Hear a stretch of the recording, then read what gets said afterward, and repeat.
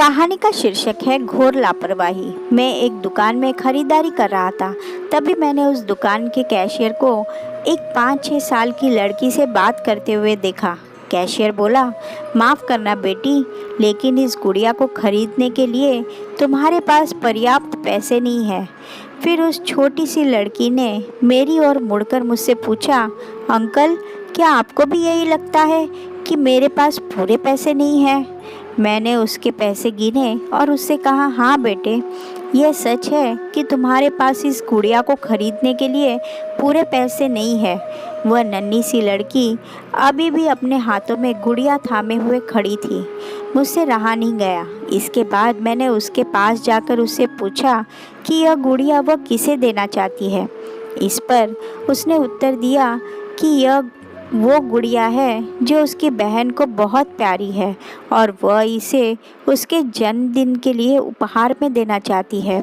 बच्ची ने कहा, यह गुड़िया पहले मुझे मेरी मम्मी को देना है, जो कि बाद में मम्मी जाकर मेरी बहन को दे देंगी।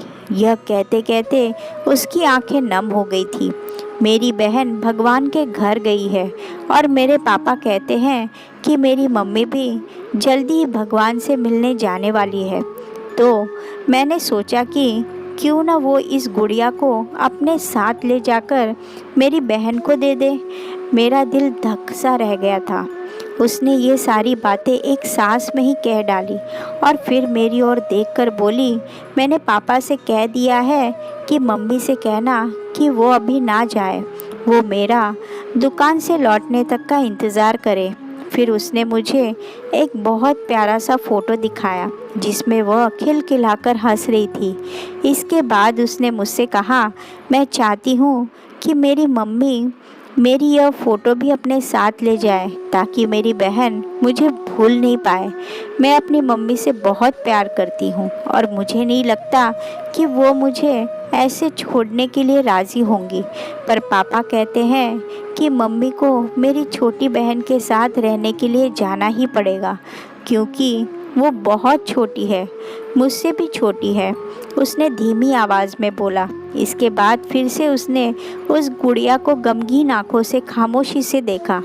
मेरे हाथ जल्दी से अपने बटुए तक पहुँचे और मैंने उससे कहा, चलो एक बार और गिनती करके देखते हैं कि तुम्हारे पास गुड़िया के लिए पर्याप्त पैसे हैं या नहीं।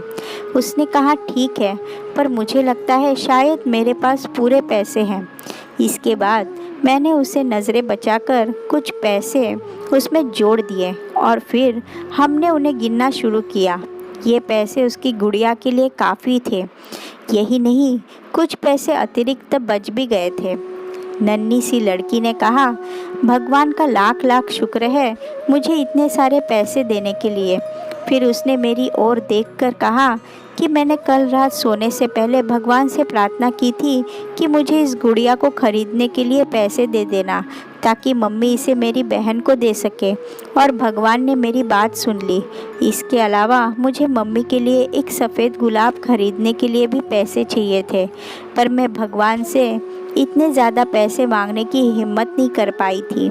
पर भगवान ने तो मुझे इतने पैसे दे ही दिए कि अब मैं गुड़िया के साथ साथ एक सफ़ेद गुलाब भी खरीद सकती हूँ। मेरी मम्मी को सफ़ेद गुलाब बहुत पसंद है। फिर हम वहाँ से निकल गए।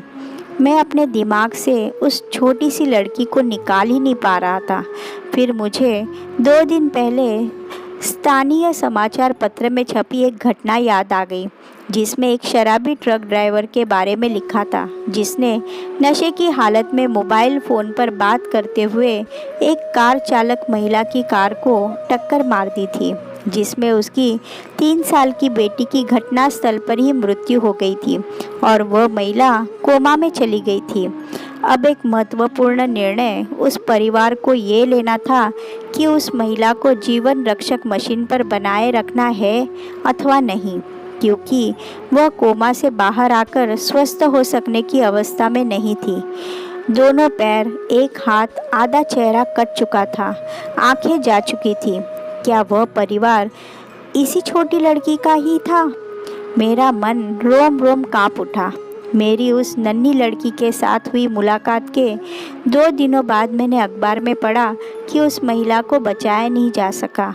मैं अपने आप को रोक नहीं सका और अखबार में दिए पते पर जा पहुंचा, जहां उस महिला को अंतिम दर्शन के लिए रखा गया था।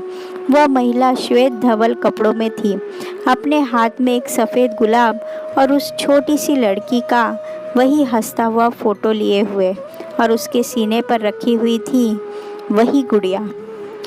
मेरी आंखें नम हो गई।